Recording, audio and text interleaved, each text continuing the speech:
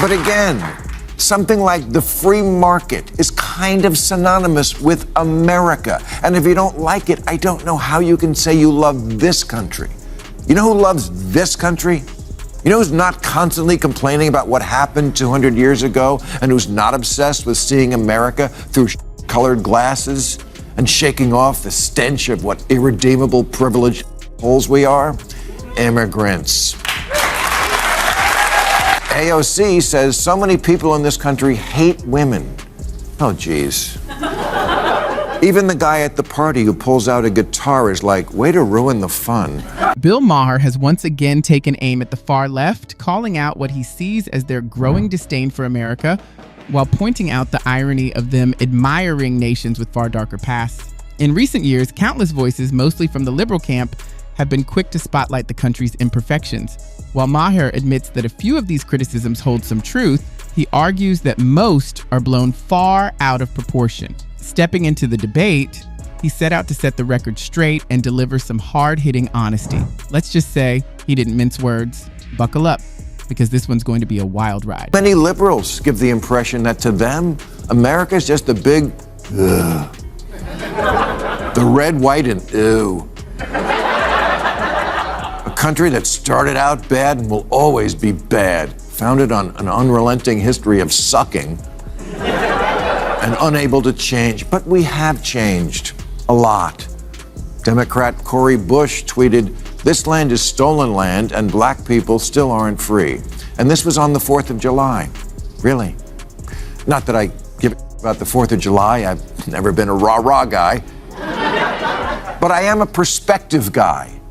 And that's what too much of the left has lost, perspective. Honestly, it can be disheartening to see how some on the left seem determined to overlook anything good about this country. There's always a new grievance to highlight, a historical wrong, a perceived injustice, or another reason to cast America in a permanently negative light. They often call it stolen land, yet nearly every nation on earth was shaped by conquest or conflict. Ironically, those same critics sometimes praise other countries as if they were moral beacons, conveniently ignoring their own histories. Ohm argued that Black Americans are still denied true freedom. While that struggle is real and ongoing, we can't ignore the fact that within our own lifetimes, the United States elected a Black president, a milestone that speaks volumes about progress. Imperfections exist, but so does undeniable growth. That's what makes Maher's perspective so powerful. Despite America's flaws, he reminds us that this nation isn't the villain it's often painted to be. Perhaps it's time to recognize that even with its scars, America stands among the few countries that strive every single day to become better rather than tearing itself apart. 72% of black people under 30 are optimistic about their future in America. Way more than white people the same age. And as far as the land goes, yes, I guess we could change the name of Captain America to Captain Stolen Land. Even then, it seems nothing would ever satisfy the so-called woke crowd. No matter how often people apologize or try to make amends, it's never enough. And what's the end game here, really?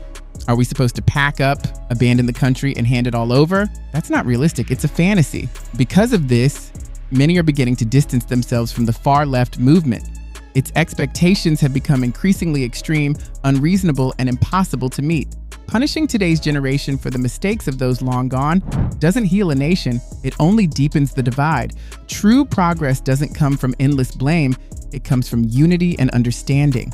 If we keep bending over backward to satisfy people who refuse to be satisfied, we'll only move backward. At some point, we have to draw the line and focus on what truly matters, working together to build a stronger, more united country.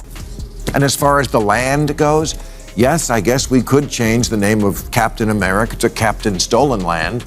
But honestly, to all the people who start every public event now with one of those land acknowledgements where they say, "I'm standing on land that was stolen from the proud indigenous people of the Chumash tribe," I say either give it back or shut them up. Exactly, and that's the point. Enough with the endless self-congratulation, the hollow speeches, and the constant need to show off moral superiority. Take land acknowledgements, for example. Sure, they sound thoughtful before an event, but what do they actually accomplish? A few polished sentences don't rewrite history or make anyone's life better. If people truly cared about restoring the land, maybe they'd start with their own homes, their own property, or their universities. But of course, that's where the moral theater usually ends. It's easier to look righteous than to make real sacrifices. That's why Maher's argument resonates. It feels grounded in reality. Too often, genuine activism has turned into a kind of performance, more about image than impact. What America needs isn't more noise or empty gestures. It needs honesty, courage, and real, practical solutions. Otherwise, all those lofty words are nothing more than echoes fading into an empty room. C says so many people in this country hate women. Oh, geez. Even the guy at the party who pulls out a guitar is like, way to ruin the fun. The United States remains one of the few nations where women enjoy full protection of their rights and freedoms. Here, women have access to education, careers, leadership roles, and the power to speak and vote. Opportunities that many across the world can only dream of. That's why claims from groups like the AOCC suggesting that Americans dislike women simply because they didn't vote for Kamala Harris or Hillary Clinton don't hold up. Elections aren't about sympathy or popularity. They're about competence, vision, and leadership. No one should feel pressured or shamed into voting for a candidate just to check a diversity box. Take Kamala Harris, for example.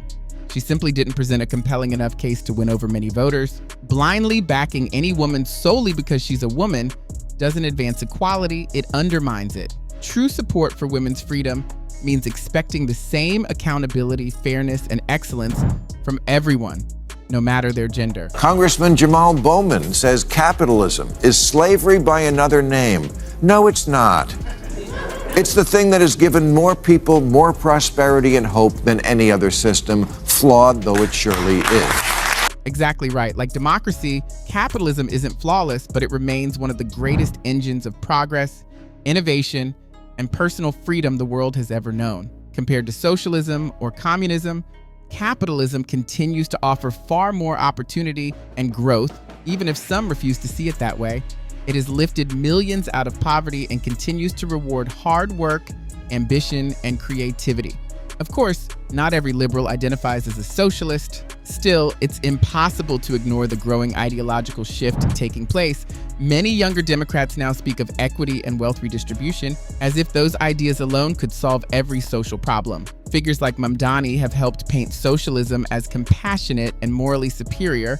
Despite the undeniable lessons history has taught us, the irony is striking. They criticize capitalism while relying on the very freedoms, opportunities, and comforts that only a capitalist democracy makes possible. Not constantly complaining about what happened 200 years ago and who's not obsessed with seeing America through colored glasses and shaking off the stench of what irredeemable privileged holes we are? Immigrants. Ask any of them why they came here and they will tell you the same thing. Ron DeSantis put me on a plane.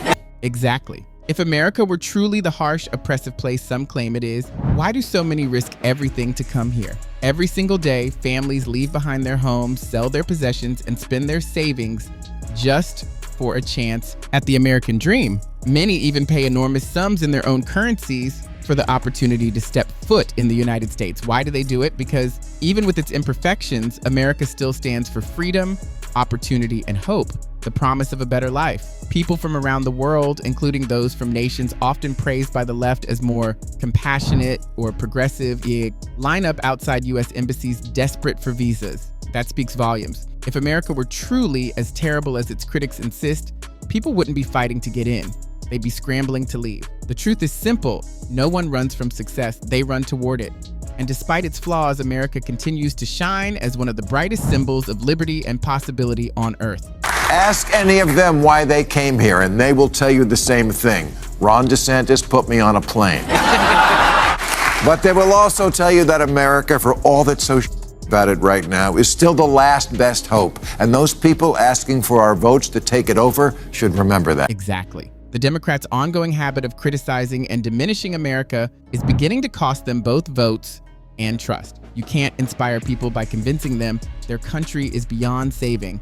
If they truly want to win hearts and minds, they need to start recognizing and celebrating what makes this nation remarkable. Yes, America has its flaws, but it was built on opportunity, freedom, and determination. The GOP understands this well. That's why the message, "Make America Great Again," resonated so deeply. It spoke to pride instead of guilt and to hope instead of shame. There's a lesson in that for Democrats. Tearing down the nation doesn't prove moral strength. People want to believe in their country again. They're searching for optimism, not outrage. As long as patriotism is treated like something to be embarrassed about, the left will continue losing ground to those who still see America as a nation worth standing up for. What's so odd about this time that we're living in, for all the talk about fighting for the soul of America, nobody seems to like it very much. Too many liberals give the impression that to them, America is just a big ugh. Reigniting our love for this nation is essential for anyone who hopes to guide it forward. Real leadership isn't about deepening divisions. It's about reminding people of the values and experiences that unite them. When Democrats campaigned, they promised to build a stronger, fairer America. But after 4 years, what did the country actually see? A never-ending focus on pronouns, gender debates, and abortion, topics that matter, yes, but shouldn't eclipse the everyday struggles families face.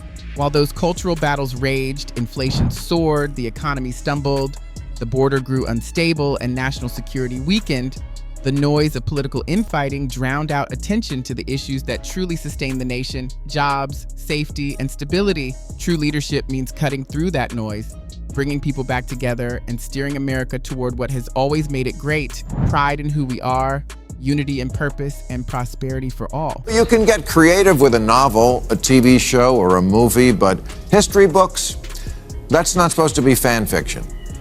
How we teach our kids history has become a big controversy these days, with liberals accusing conservatives of wanting to whitewash the past, and sometimes that's true. Sometimes they do. But plenty of liberals also want to abuse history to control the present. And last month, a scholar named James Sweet caught hell for calling them out for doing just that.